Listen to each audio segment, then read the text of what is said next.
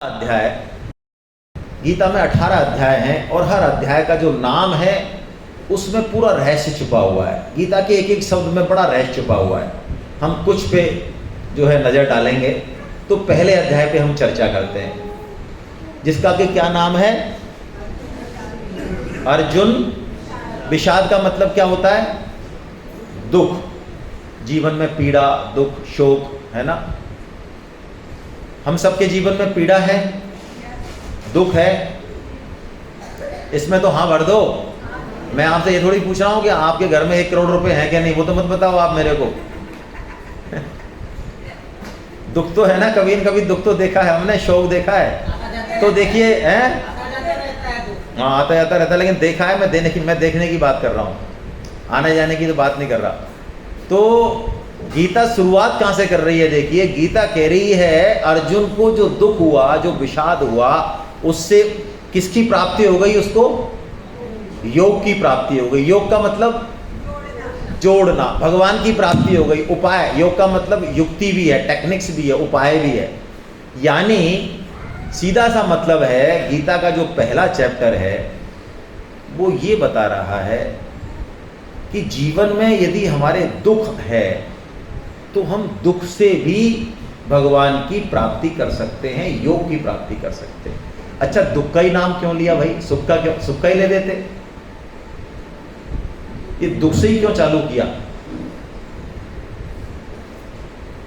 Anybody बोले? आप सही बोलेंगे जैसे सर ने बोला, चंद्रा जी ने, कोई भी बोले। बस मैं आपको पार्टिसिपेशन के हिसाब से पूछ रहा हूं। बोले, कौन बोलेगा? हाथ खड़ा करिए। हिमांशी बोलेगी। हिमांशी को सब कुछ आता है।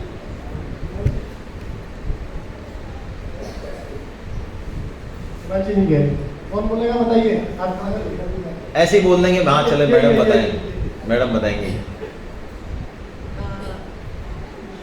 जो सुख होता है वो हमारा मतलब हम जल्दी कट जाता है, जो हमें पता नहीं चलता है। हाँ। और जो दुख होता है वो हमें पता चलता है कि ये ठीक बहुत है। दुख है। ठीक है। सुख में हम मोहित अवस्था में रहते हैं, बिल्कुल हमारे पैर जमीन पे।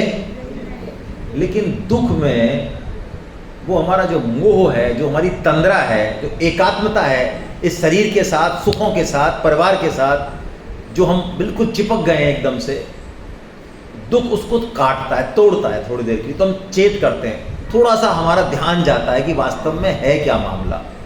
दुख में ही चेतना जागृत होती है। आपको पता है, गीता जब कही गई तो कृष्ण 86 ईयर के हैं उस समय, और अर्जुन उनके बचपन के दोस्त हैं। दोस्त भी कैसे हैं? वो खाते हैं, पीते हैं, नहाते हैं, शिकार करते हैं। वो इतने घनिष्ठ हैं जितना हम सोच नहीं सकते। अर्जुन एक ऐसे शख्स हैं जो भगवान श्री कृष्ण के अंतःपुर में, जहाँ पे की पटरानियाँ हैं, वहाँ पर भी बिना रोक टोक के जा सकते हैं। ऐसे घनिष्ठ मित्र हैं।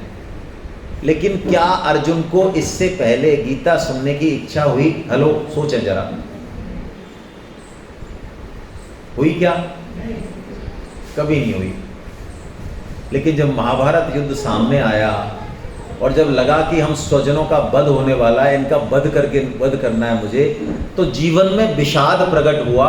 और तब अर्जुन को समझ में आया कि मैं तो बड़ा कंफ्यूज हूँ भाई, मुझे बताइए मेरी लाइफ के बारे में, ये है क्या? मुझे बताइए, ज्ञान दीजिए, मुझे प्रकाश दीजिए। आप बच्चों की तो मैं नहीं कहता हूँ, वैसे बच्चों की भी हम उदाहरण दे सकते हैं। बच्चे सबसे ज़्यादा पढ़ाई कब करते हैं? एग्जाम आती है तब, या बिना एग्जाम के भी कर लेते हैं? हेलो, हैं? बिना एग्जाम के? ऐसे कौन से महावीर हैं? जरा खड़े हो जाओ। हाँ, इसलिए हम जो गीता का कोर्स चलाते हैं ना, हम लोग गीता का कोर्स चलाते हैं 10 महीने का। आप सबको करना चाहिए। हमारी 51 क्लासेज चल रही हैं अभी ऑल ओवर इंडिया, और हमारा नया सेशन शुरू होगा जनवरी से। हम रजिस्ट्रेशन ओपन कर चुके हैं 3 दिन पहले। तो हम अपने यहाँ तो हम कुछ श्लोक लेंगे 2 दिन में, क्या ले सकते हैं? वो 10 महीने का कोर्स है। वीक में 2 घंटे हम आपके मांगते हैं, 1.5 से 2 घंटे आपके सूटेबल टाइम पे, सूटेबल डे, सूटेबल टाइम, वो आपका रहेगा। हम फ्री हैं, ऐसा मान लो आप। तो 10 महीने हम आपको पूरी गीता के एक एक श्लोक पे चर्चा करेंगे बड़ी तसल्ली से, और असाइनमेंट्स देंगे, और उसके बाद आपके 4 एग्जाम लेंगे। हेलो, 4 एग्जाम लेंगे। एग्जाम का पर्पज आपको डराना नहीं है ना। एग्जाम का क्या पर्पज है? वही मेंटेलिटी कि एग्जाम आता है तो हमसे लोग कहते हैं सर अभी हमने किताब खोल के नहीं देखी, लेकिन अब परसों एग्जाम है तो हम देख रहे हैं। थोड़ा सा गीता में हम डीपर चले जाएं तो आप पूछिए, अपने बड़ों से पूछिए, बुजुर्गों से पूछिए, जीवन में उन्होंने सबसे ज़्यादा जो सीखा होगा ना, जो कमाया होगा, जो जीवन में उनके मोड़ आया होगा, वो कोई जीवन में विपत्ति आई होगी तभी आया होगा, ये पक्की बात है। उसी ने उनको इस लायक बनाया होगा कि वो आज यहाँ खड़े हैं। आज जो भी आपको बड़े देख रहे हैं ना समाज में, वो ऐसे ही नहीं बड़े हो गए, उनके जीवन में भी कुछ प्रतिकूल परिस्थितियां आई होंगी। और आपको भी, आप अपने जीवन पे भी देख लें, यदि सबसे ज़्यादा आपको शिक्षा दी है किसी ने, IIM MBA का जो लेसन नहीं दे सकता ना, वो आपके जीवन का कोई परिस्थिति होगी ना जिसने तोड़ दिया हो आपको, अपनों को पता लग गया हो कौन अपने, वो सबसे ज़्यादा लेसन देता है। तो गीता शुरुआत कहाँ से कर रही है? इसी विषाद से कर रही है। यानी गीता की पहली बात है कि हम अपने जीवन को, दुख को भी भगवान की प्राप्ति का चैनल बना सकते हैं। फिर सुख में तो बात ही क्या है भाई, जो दुख में जीना सीख गया तो फिर तो बात ही बदल गई उसकी। तो ये गीता का चरम लक्ष्य है, अर्जुन विषाद योग। ये गीता कहती भी है, पहला श्लोक है गीता का जो धृतराष्ट्र बोलते हैं। आइए आप और हम इसका साथ में वाचन करें। आपको सबको बोलना चाहिए, संस्कृत आए चाहे ना आए कोई बड़ी बात नहीं है, ये शुद्ध करती है हमारी वाणी को, मन को, बुद्धि को। इसलिए बोलिए मेरे साथ, धर्म क्षेत्रे कुरुक्षेत्रे समवेतायुयुत्सवः मामका पांडवाश्चैव किम कुर्वत संजय। क्या कह रहे हैं धृतराष्ट्र? धर्म क्षेत्रे कुरुक्षेत्रे। ओहो, उन्होंने उस महाभारत के युद्ध को क्या बताया? धर्म क्षेत्र बता दिया। उस कुरुक्षेत्र को क्या बता दिया? अब देखिए, हमारा जीवन सुबह 4 बजे से लेके और रात को सोने तक, गलत बोल गया शायद मैं, मेरे को बूढ़े बड़ों के चेहरे दिख गए, मैं युवाओं के हिसाब से बोल रहा हूँ। सुबह कितना करूँ? 11 बजे कर दूँ?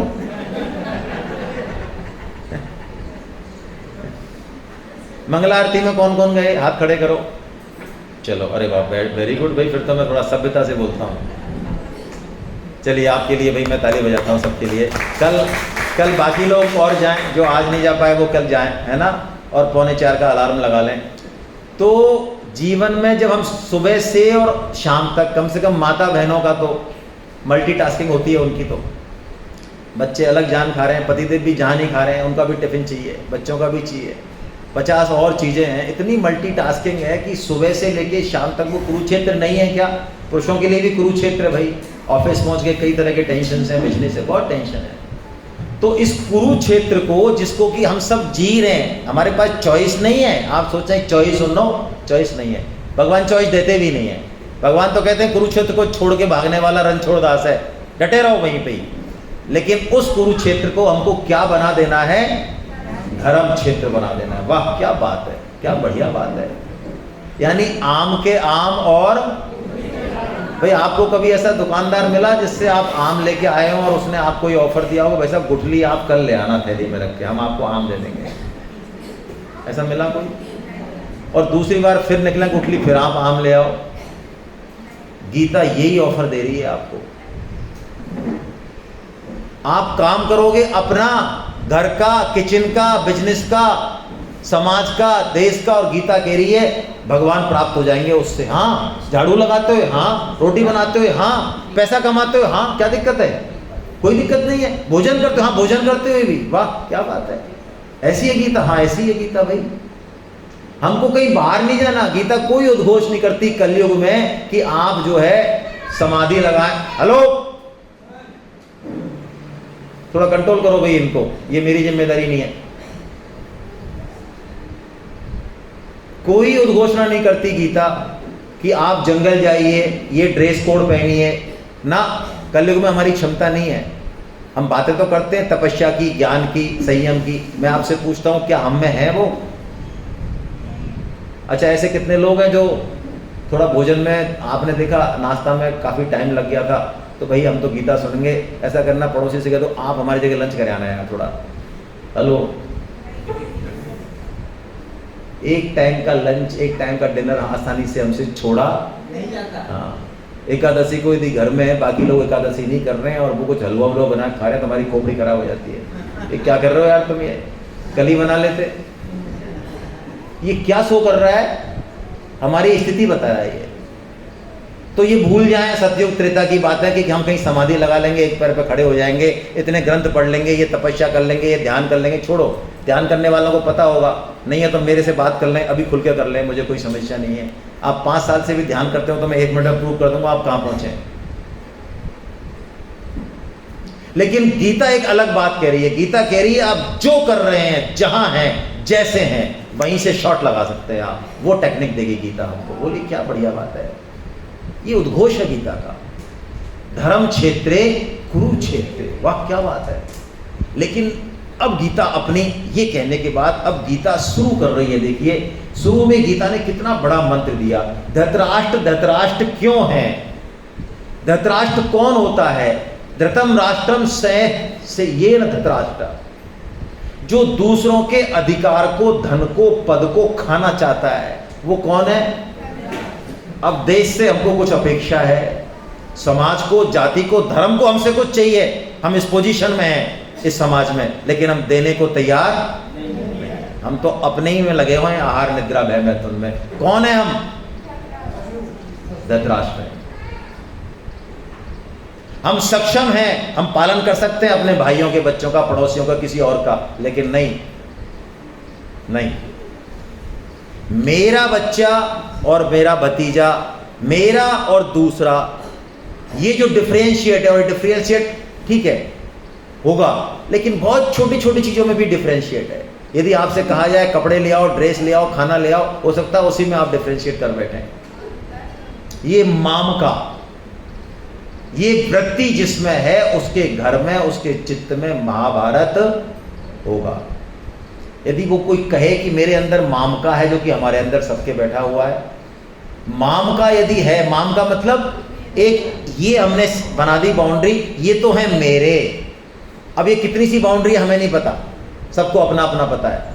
हो सकता है उसमें 2 ही लोग हों, पत्नी हो, पति हो और बच्चा हो, बस।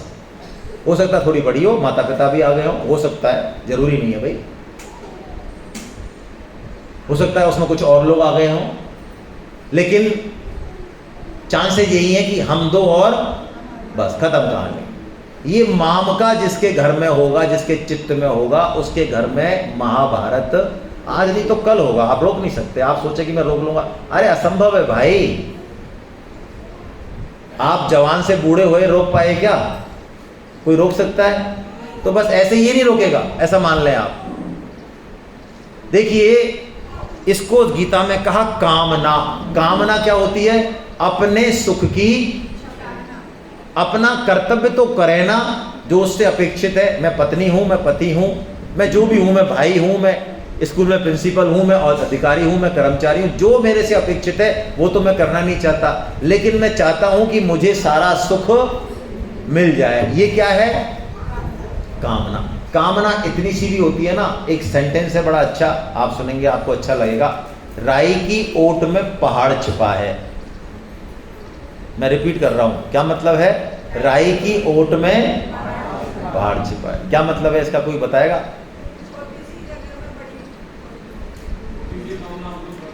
क्या बात है, छोटी सी कामना उतने विराट परमात्मा को छुपा देगी। आपकी उंगली कितनी बड़ी है भाई, इतनी सी है, और सूरज का डाया कितना है, किलोमीटरों में होगा। आप आँख के आगे लगा लीजिए, बोलो सूरज छिपा नहीं छिपा। बस ऐसा ही कुछ जादू है। कामना आएगी, हमारी चेतनता दब जाएगी, और हम देने का भाव रखेंगे तो हमारी चेतनता उठेगी। आपकी मन बुद्धि शुद्ध होगी, पक्की बात है। आप देखो, जिसको सिर्फ लेने का सुख पता है वो देने का सुख सोच नहीं सकता। ये लाइफ में प्रिंसिपल बना लो। जिसको सिर्फ लेने का सुख पता है, देने में क्या सुख होता है वो इमेजिन नहीं कर सकता। मैं एक एग्जाम्पल देता हूं, यही एग्जाम्पल है मेरे पास फिलहाल। बच्चा स्कूल गया, 2 बजे आएगा, माँ ने उसकी फेवरेट डिश बनाई, अभी उसने खाना नहीं खाया, फेवरेट डिश बना के वो बैठी है, बच्चा आया, बस्ता बस्ता फेंका, माँ ने उसके आगे थाली लगाई और अपने ही हाथों से उसको खिला रही है। वो कुछ देख रहा है, कर रहा है या कुछ कर रहा है, और माँ पूछ रही है कैसा लगा, तो उसको कह रहा है बहुत अच्छा लगा, बहुत अच्छा लगा, आनंद आया। अब मैं ये पूछ रहा हूँ, उसको आनंद आया, तो उसको जो आनंद आया, तो माँ को जो आनंद आया, उसके बाद कौन सा आनंद अच्छी क्वालिटी का ऊंचा है? क्यों भाई? खाया कुछ है नहीं, माल मत्ता सब उसका है, मेहनत अलग करी है, मिला क्या उसको? आनंद क्यों आया? अब बच्चा समझ सकता है कि माँ का आनंद मेरे से भी बेहतर है।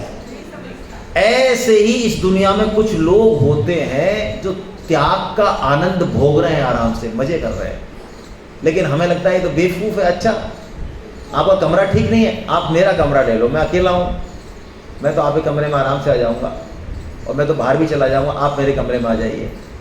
अब आप समझोगे तो बेवकूफ़ है, इसने मेरे को अपना कमरा दे दिया, लेकिन आपको नहीं पता कि वो आपसे बहुत बेहतर स्थिति में है। यही मनुष्य जीवन है। धृतराष्ट्र में ये बात नहीं है, इसलिए धृतराष्ट्र का पुत्र क्या होता है? दुर्योधन होता है। आप IIT बॉम्बे में भी दुर्योधन पैदा होते हैं, ऐसा मत समझना। यदि आपके अंदर ये माम का वृत्ति है तो घर में कौन आएगा? हाँ, देखो, आप बुरा मत मानना, मेरे से क्या रुकती नहीं है बात, मन में आ जाती है तो मैं कह ही देता हूँ, बुरी लगे चाहे। स्मार्ट माँ बाप बच्चों को ब्रांडेड फैसिलिटी देते हैं, उनका बहुत अच्छे से लालन पालन करते हैं, अच्छे से, इस टेक्निक से करते हैं जैसी टेक्निक उनके माँ बाप ने तो कभी सोची भी नहीं थी। इस टेक्निक से करते हैं क्योंकि वो इतने बेवकूफ़ टाइप के माँ बाप नहीं हैं। लेकिन समय पलटता है। 25-30 साल बाद बेटा गिना रहा था मुझे अपने परवरिश की खामियां, बेटा गिना रहा था मुझे अपने परवरिश की खामियां, और मुझे अपने वालिद की बेगुनाही याद आ गई। तब पता चलेगा कि होता क्या है। तो दुर्योधन कौन है? दुर्योधन वो है जिसको पूरी पांडव सेना में कृष्ण दिखाई। आप देखिए, श्लोक पढ़ लीजिएगा फ्री टाइम में। दुर्योधन वर्णन करता है कि ये हैं, ये हैं, ये हैं, ये हैं, वो हैं, वो हैं, वो हैं, वो हैं, सबके नाम लेता है, लेकिन उसको कृष्ण नहीं दिखाई देते। जबकि इस महाभारत की केंद्र में कौन है? कृष्ण है। हमारे जीवन में सब कुछ है, सब कुछ है जो हमने इकट्ठा किया है ना। टेक्निकल स्किल्स, एजुकेशन बहुत बढ़िया है, सब चीज़ें हैं, लेकिन मैं कहता हूँ केंद्र में कृष्ण नहीं है हमारे में। हम दुर्योधन ही हैं जिसका अंजाम ठीक नहीं होगा। लेकिन पांडव कौन है? पांडव वो हैं जिनके केंद्र पर कौन बैठे हुए हैं? भाई, अर्जुन को 2 ऑप्शन मिलते हैं कि एक तरफ एक अक्षौणी सेना और एक तरफ कृष्ण, वो भी निहत थे, तो अर्जुन क्या चुनते हैं? तो आप मान लीजिए युद्ध का निर्णय तो उसी दिन हो गया, वो तो बाद में खेला गया, वैसे ही निर्णय तो हो गया उसी दिन। हमारे जीवन का भी निर्णय इसी से होगा कि हमारे जीवन में गीता और कृष्ण में अंतर नहीं है, तो गीता हमारे जीवन में 20वें नंबर पे है कि पहले नंबर पे है? हम पूछते हैं आप क्लास में क्यों नहीं आए, लोग कहते हैं साहब बारिश हो गई थी ना इसलिए नहीं आए। चलो बारिश तो फिर भी मान लेते, मेहमान आ गए थे। अच्छा, इतने सारे जेन्युइन रीजंस होते हैं गीता को कट करने के लिए, और प्रसन्न और होते हैं। एक तो ये कि चलो मेहमान आए तो वो रोने बैठे के साथ मेरी गीता छूट गई, ऐसे भी लोग हैं, तो समझ में आता है वो कितना अच्छा भाव है। लेकिन प्रसन्न होते हैं बता के रीजन कि आज हम क्लास में नहीं आएंगे सर क्योंकि ये चक्कर पड़ गया है। क्या हम बाकी चीज़ों के साथ भी ऐसा ही करते हैं, संसार की चीज़ों के साथ?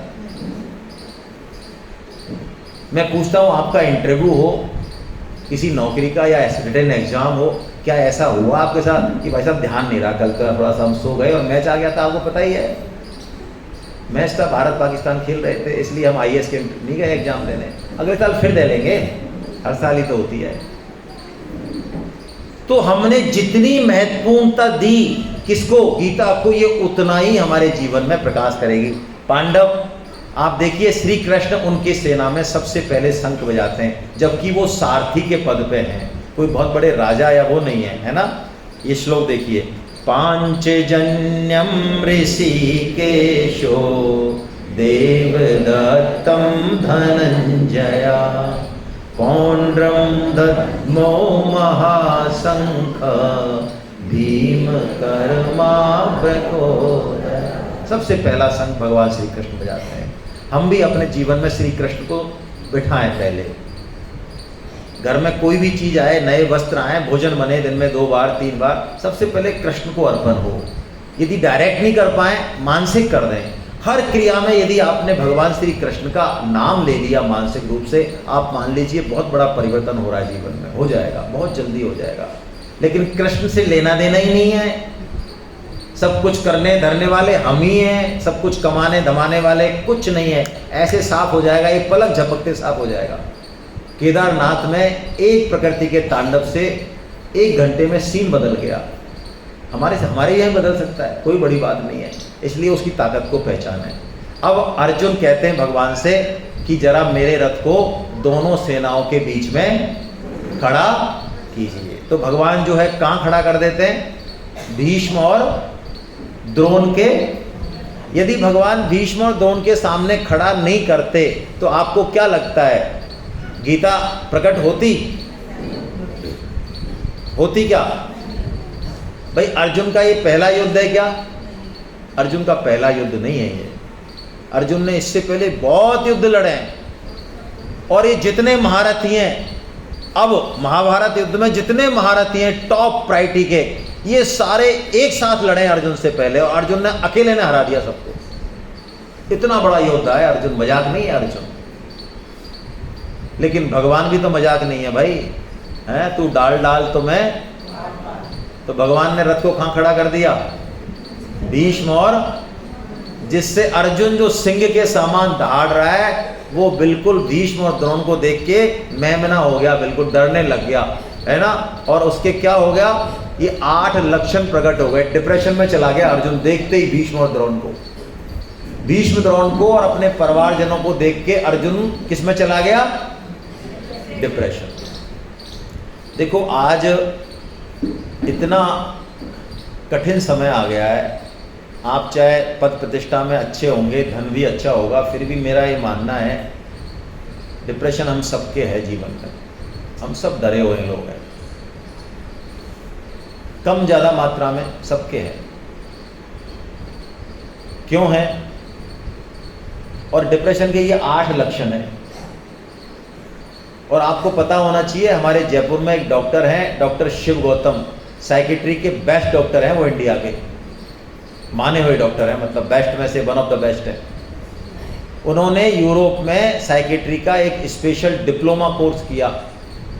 तो जब वो यूरोप में कोर्स करने गए तो उन्होंने आके जयपुर में ये बात कही, क्योंकि गीता से जुड़े हुए हैं वो। उन्होंने कहा मैं दंग रह गया जब मैंने वो कोर्स किया, तो उन्होंने उस 3 महीने के कोर्स में इन 8 क्लासिफिकेशन के अंदर डिप्रेशन को पढ़ाया।